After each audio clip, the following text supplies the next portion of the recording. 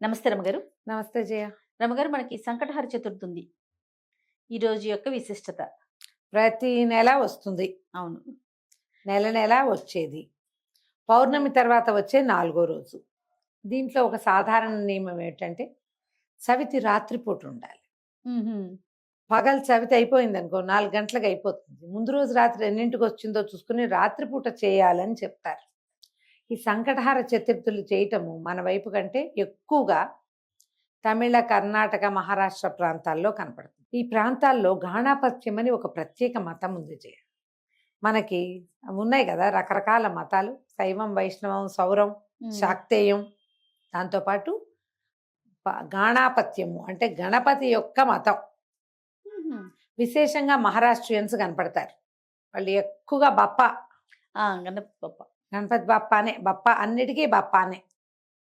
మిగిలిన దైవాల కంటే కూడా ఎక్కువగా గాణాపత్యం మనకి మహారాష్ట్రలో కనపడుతుంది. కర్ణాటకలో, తమిళనాడులో కూడా కనిపిస్తుంది. మనం వాళ్ళ వెనకాల వాళ్ళం. మనకు కొంత తక్కువే. మనం విశేషంగా చేసేది ఏంటి? గణపతి నవరాత్రులు, చతుర్థి చేసుకుంటాం. ఏదో చతుర్థి చేసుకోవటమే. 9 రోజులు చేయటం కూడా క్రమంగా మనం ఈ మన స్వతంత్రోద్యమం తర్వాత చేసుకోవడానికి విశేషమైన పండగలు సామూహికంగా చేసుకోవడానికి కావాల్సి వచ్చి అట్లా అట్లా అట్లా అట్లా పెరిగాం. క్రమంగా ఏంటంటే మనం అన్ని రకాల పద్ధతులు కొన్ని నేర్చుకుంటున్నాం కదా, విశేషమైనవి, మంచివి. ఎక్కడితో కాదు, మన కథలో ఉంది ఎలాగూ. అవును. అందుకని ఈ సంకటహార చవితిని చేసుకోవటం ఒక విధానంగా ఇప్పుడు మనకు కనిపిస్తుంది. ఇంతకు ముందు కూడా మనం ఒకసారి చెప్పాం, మళ్ళీ ఇంకొకసారి చెప్పుకుంటున్నాం. ఇదేంటంటే కృష్ణపక్షంలో వచ్చే చవితి. మామూలు చవితి ఎప్పుడు వస్తుంది? భాద్రపద శుక్ల చతుర్థి కదా. కానీ ప్రతి నెల వచ్చేటువంటి కృష్ణ చతుర్థి నాడు సంకటాలు తొలగిస్తాడు వినాయకుడు. అసలు చవితి అంటేనే వినాయకుడిది కదా. నెలలో ఏడాదిలో 24 చవితులు వస్తాయి. అందులో ప్రధానమైన చవితి ఒక్క శుక్ల చవితి. శుక్ల చవితులు వదిలిపెట్టే కృష్ణ చవితులు 12. మనము మా పిల్లలకి చదువు రాకపోయినా, బుద్ధిమాంద్యం ఉన్నా, మాటలు రాకపోయినా, చెప్పుడు మాటలు విని చెడిపోతున్నా, మన మాట అస్సలు వినకపోయినా, ఎందులోకి వెళ్ళాలి, ఏం పని చేయాలి అన్న అవగాహన తెలివిడి లేకపోయినా గణపతి ఆరాధన చేయవచ్చు. మామూలుగానే మనం ఏదైనా పని మొదలు పెడితే ముందు గణపతినే ప్రార్థిస్తాం. మొదటి ప్రార్థన ఆయనదే కదా. అలాంటివే కాకుండా ఇట్లా మనకి సమస్యలు ఉన్నప్పుడు మనం ఈ పని చేయొచ్చు.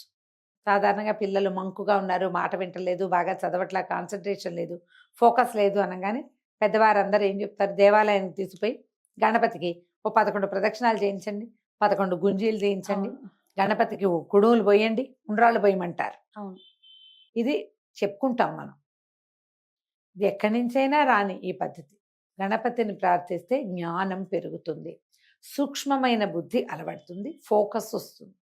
వీటితో పాటు కుటుంబ కష్టాలు ఎలాగున్నాయి, పిల్లల పైకి రాకపోవటం, వాళ్ళు ఎక్కడికి వెళ్ళినా వాళ్ళకి ఏదో ఒక అడ్డంకి వస్తూ ఉండటం. ఇప్పుడు వాళ్ళు ఎవరికైనా మన పిల్లలకి అడ్డంకి వస్తే మనకు వచ్చినట్టే అది. అంతే కదండి. తల్లులు ఎక్కువగా ఇవి చేస్తూ కనపడతారు. కుటుంబాల్లో చేసుకుంటారు, ఎవరైనా చేసుకోవచ్చు.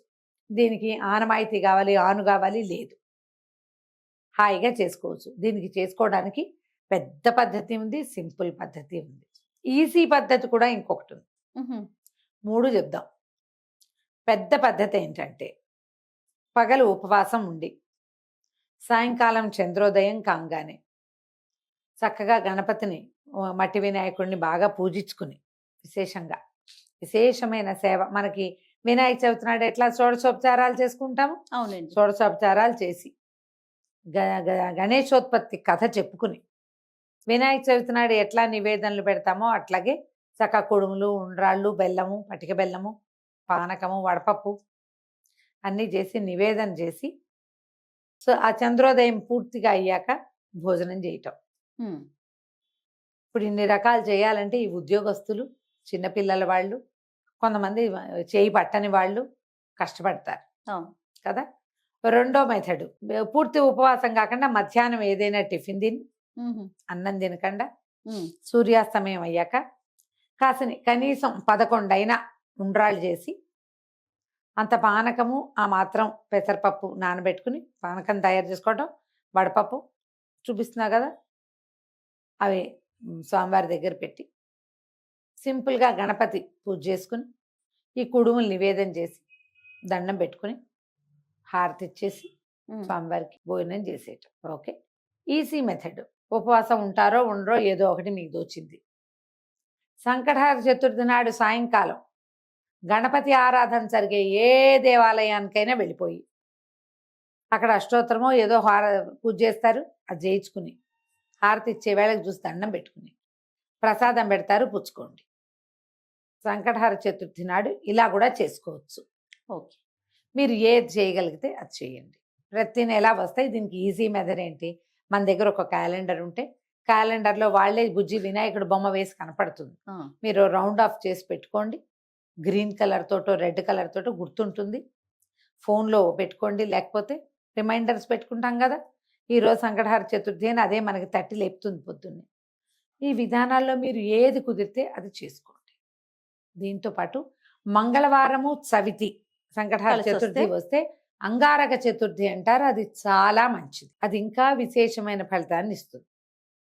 సంవత్సరంలో 1-2 సార్లు రావచ్చు. ఈ ఏడాది ఇంకా మన చూడ క్యాలెండర్ చెప్తాం కదా, అప్పుడు చెప్పుకుందాం ఆ సంకటహర చతుర్థులు ఎన్ని ఉన్నాయి, అంగారక చతుర్థి వచ్చిందా లేదా అనేది చూసి చెప్దాం. ఓకే, జనవరి 1 తర్వాత క్యాలెండర్ చేస్తాం కదా ఒకరోజు, అప్పుడు చెప్పచ్చు.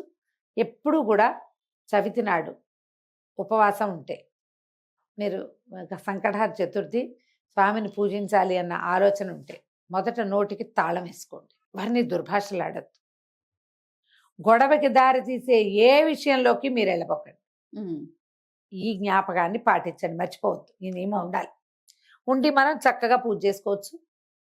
నేనైతే మధ్యలోదే పాటిస్తాను జయ. 99% నేను పగలు ఏదైనా కాస్త కొద్దిగా మధ్యాహ్నం భోజనం చేయను. చిన్న టిఫిన్ ఏదైనా తిని మార్నింగ్ బ్రేక్ఫాస్ట్ చేస్తే ఇంకా లంచ్ లేదు. సాయంకాలం వేసరికి ఉండ్రాలు చేసేసుకుని నాకు రుణహర్తృ గణపతి స్తోత్రం ఉంది. గణపతి 12 నామావళి 16 నామావళి ఉన్నాయి. ఈ 3 రోజువారీ చదువుకునేవి. అందులో ఒక మంత్రం వస్తుంది రుణహర్తృ గణపతి స్తోత్రంలో. ఆ మంత్రాన్ని ఎక్కువ సార్లు చేసుకుంటారు. దండం పెట్టుకుని స్వామివారికి నివేదన చేసేసి పంచోపచారాలు చేసి గంధం పుష్పం సమర్పయామి చేస్తాను. ఈ నివేదన చేసి హారతి ఇచ్చి ఉండ్రాళ్ళు చక్కగా ఖర్చు పెట్టి వినిమయం చేసి రాత్రికి వంట చేసుకుని భోజనం చేస్తాను. అసలు 3 వంతులు పెద్ద వంట కూడా చేయటం లేదు, కుడుములతోటే గడిపేస్తా కూడా నేను. అవి ఎక్కువే అవుతూ ఉంటాయి కాబట్టి నేనైతే ఇదే పాటిస్తా. అవకాశం కుదిరి ఏదైనా గుడికి వెళ్ళగలిగామంటే మరీ మంచిది. చక్కగా దేవాలయంలో స్వామివారికి హారతి ఇస్తారు, మంగళ నీరాజనాలు ఇస్తారు, అవన్నీ చూడొచ్చు. ప్రసాదం అక్కడ చేస్తారు, స్వామివారి నివేదన చేయబడుతుంది కాబట్టి అది తెచ్చుకుంటే ఇంకా మంచిది. మీకు ఏదైనా సమస్య, బుద్ధికి సంబంధించిన సమస్యలు, అనారోగ్యాలు, మానసిక సమస్యలు ఉన్న వాళ్ళకి తప్పకుండా సంకటహర చతుర్థి పనిచేస్తుంది. మీ అవకాశాన్ని బట్టి ఎలా కుదిరితే అట్లా చేసుకోండి. తప్పకుండా రమ్మగారు. నమస్తే. నమస్తే జీ.